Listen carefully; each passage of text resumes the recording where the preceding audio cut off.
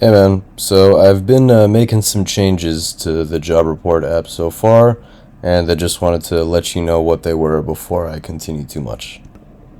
So for starters, I changed the favicon to a job report one I created a long time ago, and I made this conditional on the index page. I'll show you the code for that in a second, but for example, if I log out, then I'm still on the index page, but this content changes, and as we already went over in the layout, this content changes. So that's for starters, wanted to show you that. And so in case you're curious, here's what that looks like in code. The title block is up here, and we see that if the user is authenticated, I say welcome, otherwise we say job report. And that's for what's in that browser tab. Then down here you have either you're logged in or please log in or register. So that's what that looks like. More importantly though, you might have noticed that there's also a new URL in the menu, and that view is all users. And I can still clean this up. I probably just end up taking this out, but it was interesting to see that in there. But I wanted to show you right now what it looked like creating that new view.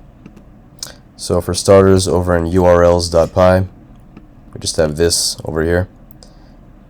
New path, all-users. I named the view all_users_view, and the name I gave it is just all-users.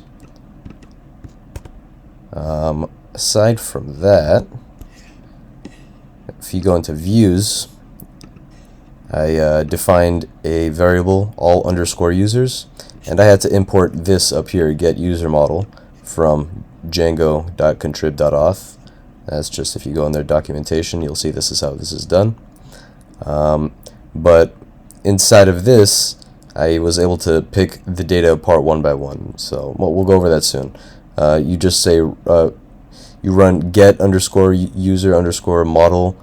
This is a function, and then .objects.all function, and that will store the entire data set inside of all_users. Then the context that we're passing into the page is in curly brackets over here, and in single quotes we have all_users, and on the right side as well is just this variable. And then I return render request job report app, this template I created with the context passed in. So now let's look at that template. That's over here, all users. And what you see here is pretty much like any other page. Simple title, not conditional or anything. But this is where the interesting thing is. This is the data set, just all users if I leave it as is. But if I throw it into a for block, then we get the data back in a much cleaner fashion.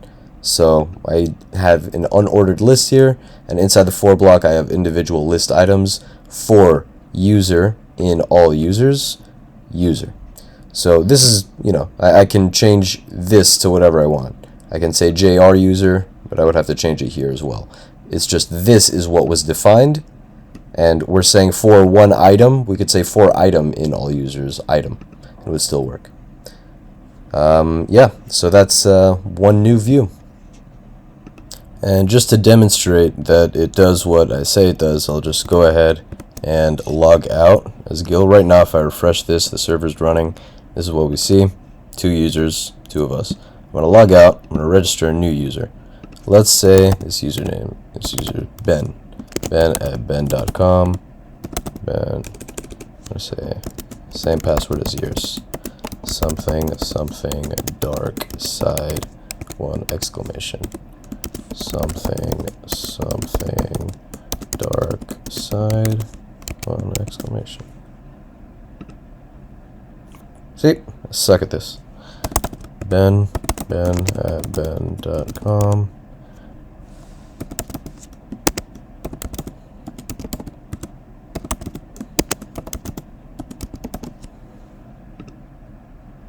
There we go. Now we're logged in as Ben.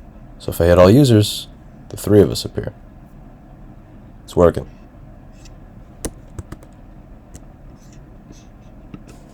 I figured for your sake, for the sake of understanding my code here, I changed this to all users with no space, no nothing in between. So you could see that what's in single quotes is what you use on the template. So I figured that was important for you to know, and that way you can differentiate and see that this is what's being passed in here, this is what's being passed in here, and this just refers to this. So there you go, that's a new view.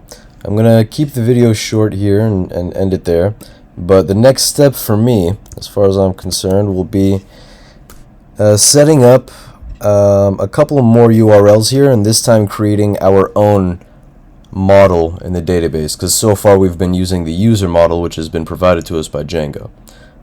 So I was thinking about the job model. Users will be assigned jobs, and they will also create jobs, and the jobs will have a status, upcoming, ongoing, and complete. So yeah, those will be the next steps.